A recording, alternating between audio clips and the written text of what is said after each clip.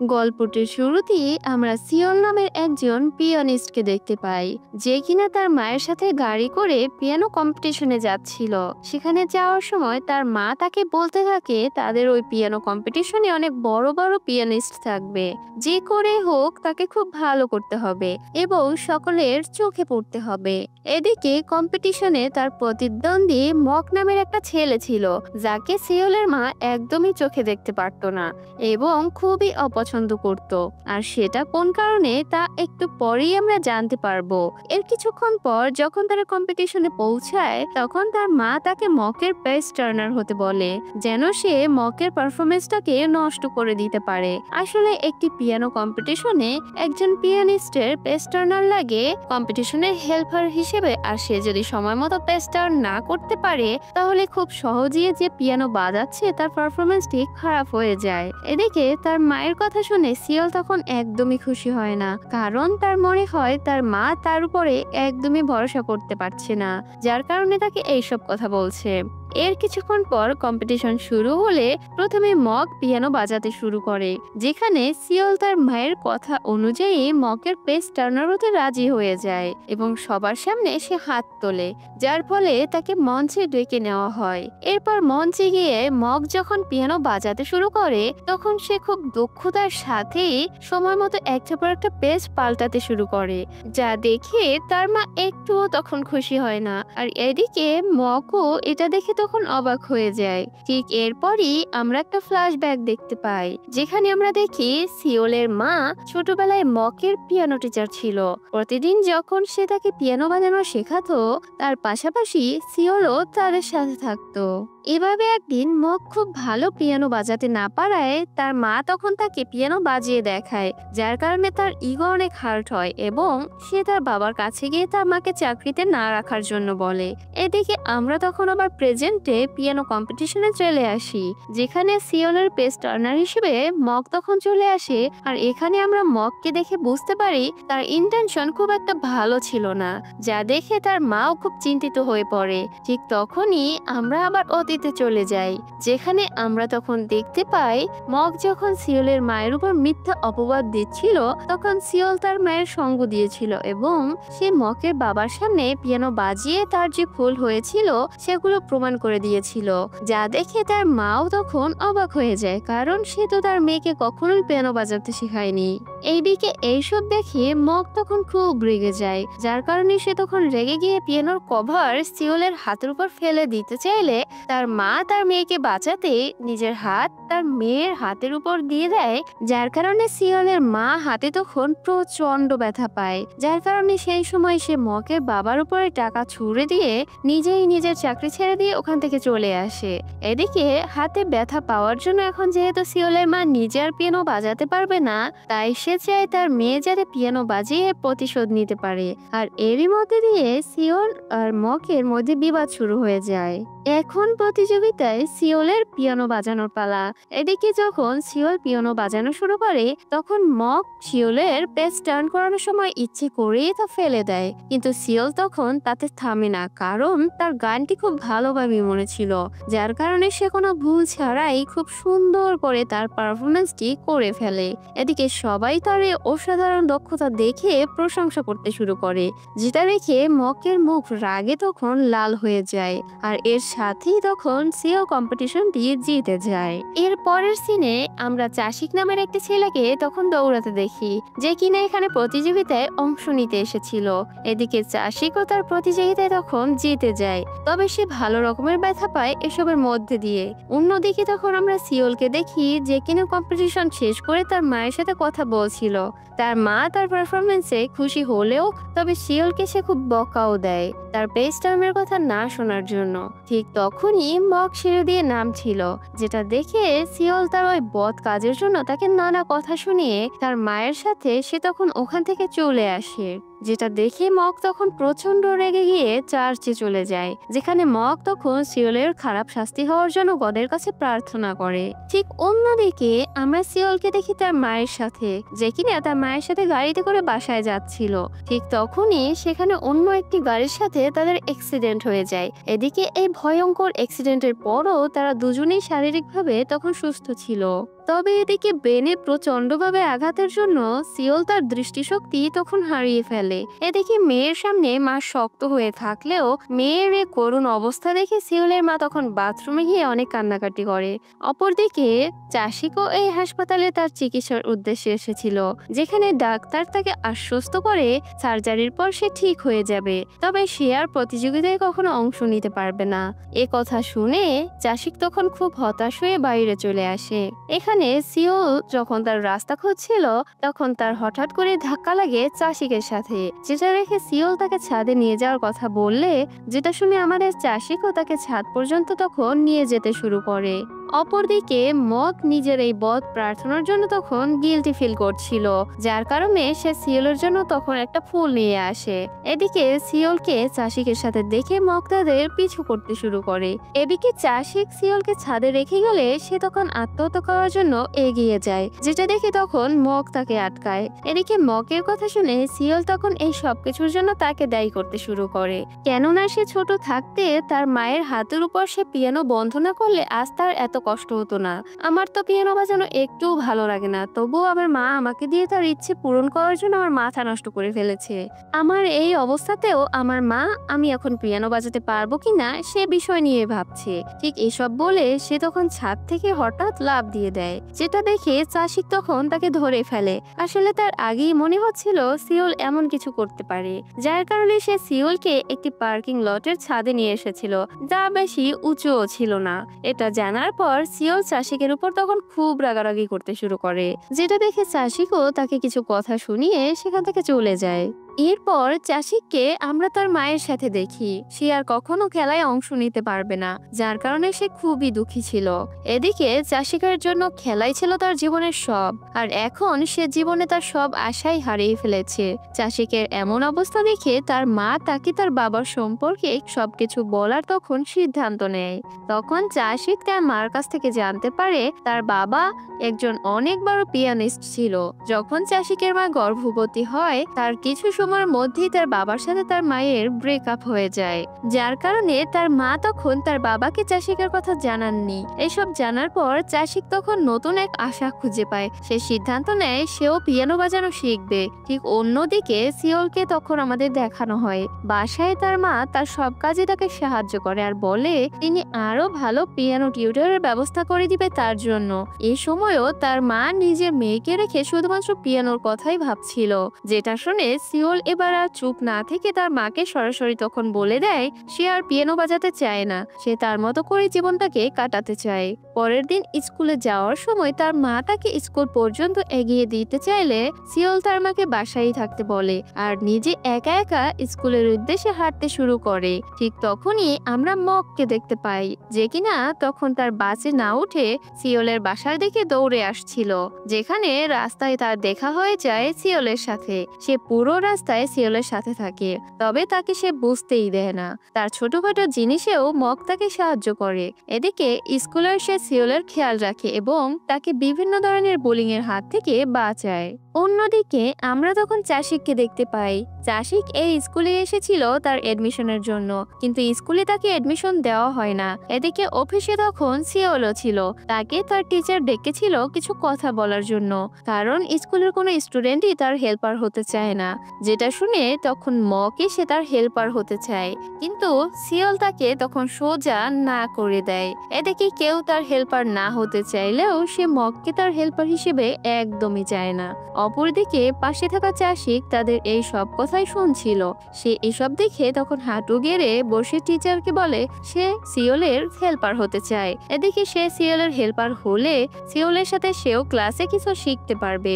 এই কথা নিয়ে মকের সাথে তখন চাষিকের কথা কাটাকাটি শুরু হয়, যেটা শুনে সিওল দুজনকেই থামিয়ে চাষিককে নিজের হেল্পার বানানোর জন্য তখন রাজি হয়ে যায়। যেটা দেখে মক সিওলকে তখন জিজ্ঞাসা করে সে তাকে কেন হেল্পার না বানিয়ে চাষিককে কেন তার হেল্পার বানালো। যেটা শুনে সিওল তাকে বলে সে তাকে অনেক ঘৃণা করে, কারণ এদিকে সিওল মনে মনে ভাবছিল মক তার অন্ধ হওয়াতে অনেক খুশি ছিল, কেননা তার আর কোনো প্রতিদ্বন্দ্বী এখন নেই। কিন্তু এদিকে তো আমরা মককে দেখে বুঝতে পারছি সে তার কাজের জন্য কতটা অনুতপ্ত ছিল।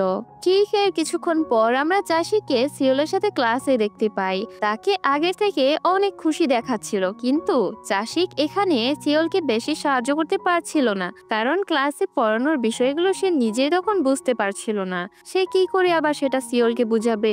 স্কুল ছুটির পর চাষিক বাসায় যাওয়ার সময় সিওলকে তার সাইকেলে উঠতে বলে, যেখানে চাষিক শুধুমাত্র সিওলের জন্যই তার সাইকেলে সিট লাগিয়েছিল, কিন্তু সিওল তার সাথে তখন যেতে মানা করে দেয়। কিন্তু তারপরও চাষিক সিওলকে একা বাড়ি যেতে দেয় না, বরং সে তার সাথে সাথেই থাকে।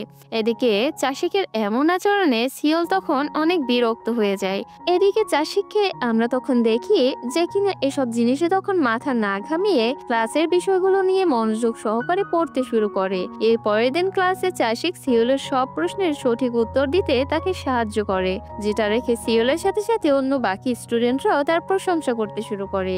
স্কুল ছুটির পর তারা একসাথে বাড়ি যাওয়ার সময় চাষিক তাকে ক্লাসের সব টপিক সম্পর্কে বলতে শুরু করে, কিন্তু এদিকে সিওল এখনো তার সাহায্য নিতে চাচ্ছিলই না। এদিকে বাড়ি যাওয়ার সময় একটা লোক সিওলকে খুব জ্বালাতন করতে শুরু করে, যেটা দেখে তখন চাষিক ওই লোকটাকে সেখান থেকে তাড়িয়ে দেয় আর আবারও সিওলকে তার সাইকেলে ওঠার জন্য রিকোয়েস্ট করে। এদিকে প্রথমে সিওল উঠতে না চাইলেও সে এরপরে তখন রাজি হয়ে যায়। সিওল তার জীবনে এই প্রথমবার সাইকেলে উঠেছিল, যার কারণে সে তখন অনেক মজা করে। এদিকে তখন আমরা জানতে পারি সিওলের মা তাকে কখনো সাইকেলে উঠতে দিত না, কারণ যদি সে সাইকেলে উঠে তার হাতে ব্যথা পায় এই জন্য। এদিকে চাষিক সিওলকে তার বাসার সামনে তখন নামিয়ে দেয়, যেখানে তার মা তার জন্য অপেক্ষা করছিল। এদিকে তিনি চাষির সামনে তখন সিওলকে কিছু না বললেও এরপর সিওলকে ঘরে নিয়ে গিয়ে তার মা তার সাথে অনেক রাগারাগি করে আর এক পর্যায়ে সে সিওলের গায়ে তখন চড় দিয়ে বসে।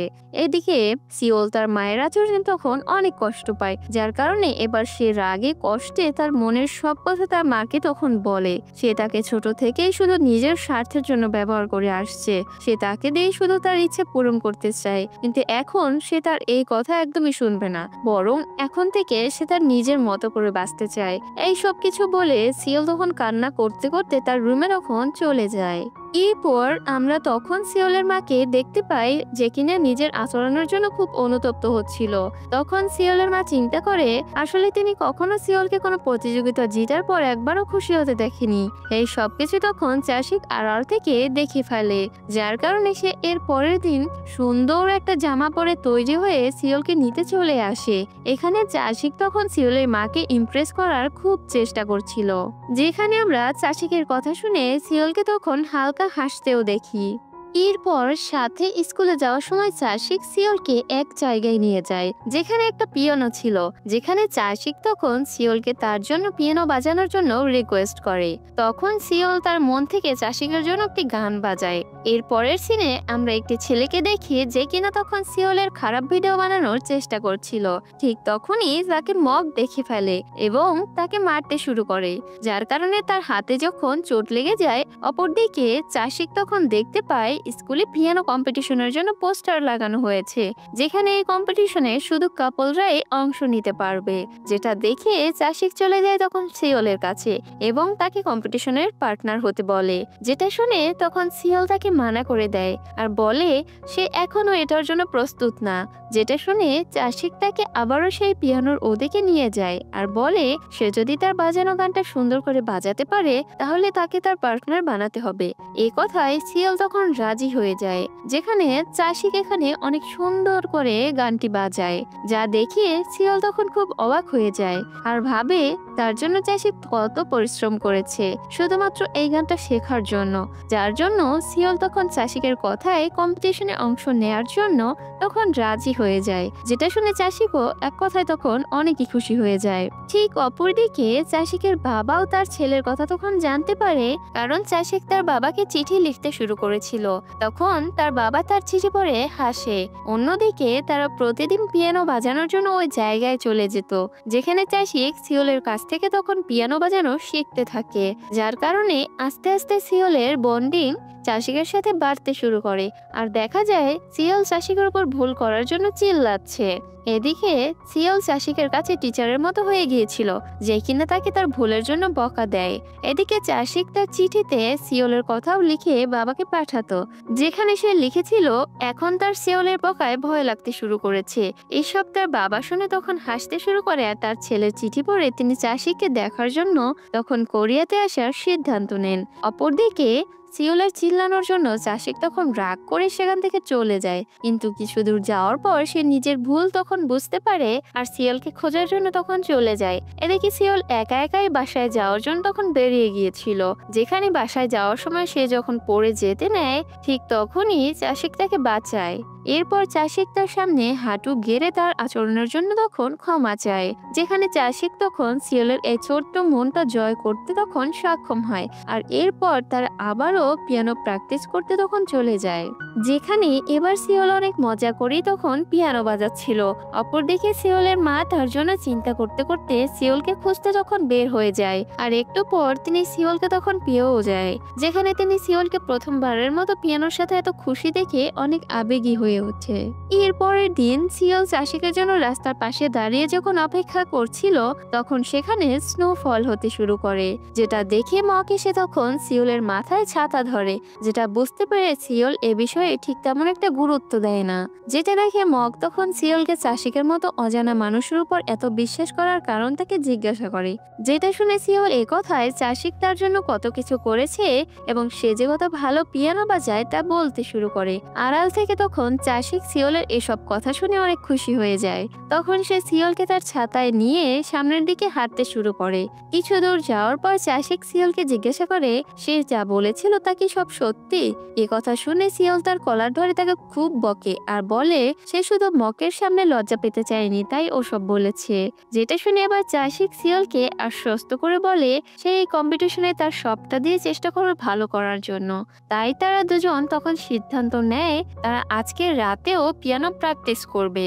যেই কথা সেই কাজ। তার রাতে চাষিকও সিওলকে নিতে তার বাসার সামনে চলে আসে, কিন্তু এদিকে তার সিওলের মায়ের সাথে তখন দেখা হয়ে যায়, যেখানে একটা হাস্যকর পরিস্থিতি তখন সৃষ্টি হয়।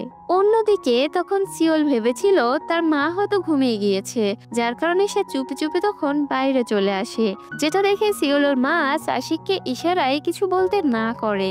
যেটা দেখে তখন চাষিক সিওলকে তার মাকে এ বিষয়ে না জানানোর কারণ জিজ্ঞাসা করে, যেটা শুনে তখন সিওল বলে সে চায় না তার মা তাকে নিয়ে বেশি আশা করুক। আর এটা বলে তারা দুজন তখন একসাথে স্কুলের দিকে যেতে শুরু করে, আর সিওলের মা তাদের পিছন থেকে তখন দেখতেই থাকে। এদিকে মক আগে থেকেই স্কুলে পিয়ানো প্র্যাকটিস করছিল। তখন সিওল আর চাষিকের আসার শব্দ শুনে সে তাড়াতাড়ি তখন লুকিয়ে পড়ে, যেখানে মক তখন তাদের কথাবার্তা থেকে জানতে পারে তারা কোন গানটি বাজাতে চাচ্ছিল। এদিকে টানেলের ভিতরে বসে যখন চাষিক একা পিয়ানো প্র্যাকটিস করছিল তখন মক সেখানে গিয়ে চাষিককে উল্টোপাল্টা কথা শোনাতে শুরু করে, যেটা শুনে তখন চাষিক হতাশ হওয়ার জায়গায় আরো বেশি মোটিভেটেড হয়ে যায় তাকে এবার হারানোর জন্য। অপরদিকে তখন আমরা চাষিকের মাকে রাস্তায় দেখতে পাই, যেখানে তিনি সিওলের বাসার সামনে দিয়ে যাওয়ার সময় একটা পিয়ানো বিক্রি করার পোস্টার দেখতে পায়। এদিকে সেও চাষিকের জন্য পিয়ানোটি কিনতে চাচ্ছিল, কিন্তু তার মার কাছে বেশি টাকা না থাকায় চাষিকের মা কিস্তিতে সিওলের মার কাছ থেকে পিয়ানোটা কিনতে চায়। আর এখানে আমরা বুঝতে পারি সিওলের মা অবশেষে পিয়ানো বিক্রি করার আসলেই সিদ্ধান্ত নিয়েছে। এখানে সিওলের মা যখন জানতে পারে চাষিকের মা তার ছেলের স্বপ্ন পূরণ করার জন্য পিয়ানোটি কিনতে যাচ্ছে, তখন তিনি এটা শুনে তাকে পিয়ানোটি ফ্রিতে দিয়ে দেন। এরপর আমাদের কম্পিটিশনের এক সপ্তাহ আগের সিন দেখানো হয়, যেখানে চাষিক এখনো পিয়ানো প্র্যাকটিস করছিল, যেখানে সে পুরো গান বাজানো ভালোভাবে শিখে নিয়েছে, কিন্তু সে এই গানের শেষ অংশে সে বারবারই খালি ভুল করে যাচ্ছিল, যার কারণে সে তখন সিওলের সাথে না দেখা করার জন্য কোনো একটা মিথ্যা কারণ বানাতো। এভাবে সে একদিন তখন ক্লাসেও আসে না এবং সিওল তাকে অনেক মেসেজ করলেও সে তার কোনো রিপ্লাই করে না। এদিকে চাষিক তো সবকিছু ছেড়ে দিয়ে শুধুমাত্র পিয়ানো প্র্যাকটিস করতে থাকছিল। অপরদিকে মক তার বাবাকে গিয়ে বলে সে আর পিয়ানো বাজাতে চায় না, বরং সে এখন পড়ালেখায় মন দিতে চায়। এতে তার বাবা তেমন কিছুই তাকে বলে না। আর এখানে আমরা তখন বুঝতে পারি আসলে মকের চাশিকের তার বাবার সাথে সম্পর্ক এতটা ভালো না, যার কারণে এই বিষয় নিয়ে মকের সবসময় মন খারাপ থাকতো। এদিকে চাশিক কম্পিটিশনের একদিন আগে তখন স্কুলে চলে আসে, যেখানে সিওল চাশিকের জন্য তখন পিয়ানোর রুমে অপেক্ষা করছিল। এর কিছুক্ষণ পর চাশিক আসলে সিওল চাশিকের সাথে রাগারাগি করতে শুরু করে। সে চাশিককে তখন জিজ্ঞাসা করে সে কি এখন গানের ওই শেষ অংশটা বাজাতে পারবে কিনা, যেটা শুনে চাশিক তখন খুব চিন্তায় পড়ে যায়। ঠিক তখনই মক সেখানে চলে আসে আর চাশিককে কিছু বলতে না করে, যেখানে মক চাশিককে ইশারায় তখন হ্যাঁ বলতে বলে, যেটা শুনে এরপর সিওল চাশিককে পিয়ানো বাজাতে বলে, যেটা শুনে এবার চাশিক ঘাবড়ে গেলে মক তার জায়গায় পিয়ানো বাজাতে শুরু করে। এদিকে মককে তাকে সাহায্য করতে দেখে প্রথমে সে অবাক হলেও এরপর সে বুঝতে পারে আসলে মক চায় না সিওল কখনো পিয়ানো বাজানো ছাড়ুক। এদিকে সিওল চাশিককে বলছিল তারা যদি প্রথম রাউন্ড জিততে পারে তাহলে সিওল আবারও পিয়ানো বাজানো শুরু করবে। এদিকে মকের পিয়ানো বাজানো শুনে সিওল তার প্রশংসা করতে শুরু করে আর বলে সে তো তার থেকেও ভালো পিয়ানো বাজিয়েছে, যেখানে মক তার কথা শুনে তখন কাঁদতে শুরু করে, কারণ এটাই প্রথমবার ছিল যখন কেউ তার পিয়ানো বাজানোর প্রশংসা করছে। যেটা দেখে চাশিক সিওলকে তার আরো প্রশংসা করতে বলে, যেটা শুনে এবার সিওল তাকে মোটিভেট করে আর বলে তাকে হার না মানার জন্য। এসব কথা শুনে মকের চোখ থেকে তখন পানি পড়তে থাকে। এর কিছুদিন পর কম্পিটিশনের দিনটি চলে আসে, যেখানে সিওলের মাও তার পারফরমেন্স দেখতে এসেছিল। অপরদিকে চাশিক এখানে তখন পোস্টার দেখে জানতে পারে এই কম্পিটিশনের বিচারক হলেন তার বাবা। সে এটা যখন দেখে তখন সে অনেক খুশি হয়ে যায়, যার কারণে সে তার সাথে দেখা করতে তখন ওয়েটিং রুমে চলে আসে, যেখানে তার বাবা তার সাথে তখন ভালো করেই কথা বলে, কিন্তু তিনি চাশিককে বলে তিনি তার বাবা নন, সে কেন তাকে তার বাবা ভাবছে। চাশিক এসব কথা শুনে তখন অবাক হয়ে যায় আর আস্তে আস্তে সে তখন বুঝতে পারে তার মা তাকে সবকিছু মিথ্যা বলেছে। এরপর ওয়েটিং রুম থেকে বের হওয়ার পর তার দেখা হয় তার মায়ের সাথে। সে চাশিককে তখন সব বোঝানোর চেষ্টা করে, কিন্তু তাকে এতদিন মিথ্যে আশা দেখানোর জন্য চাশিক তার মায়ের উপর রাগারাগি করে সেখান থেকে তখন চলে যায়। এরপর চাশিক সিওলের কাছে চলে আসে, যে কিনা তখন কম্পিটিশনের জন্য সাথ ছিল, আর এখানে সিওল নিজের থেকে বেশি চাশিকের জন্য তখন খুশি হয়, কারণ সে আজ তার বাবার সাথে দেখা করতে পারবে। যেটা শুনে চাশিক সিওলকে তখন কিছুই বলে না, বরং সে তার খুশিতে তখন নীরব সঙ্গী হয়।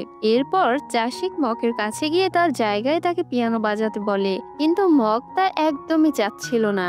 এদিকে চাশিক তখন সিওলের আশা ভাঙতে চাইছিল না।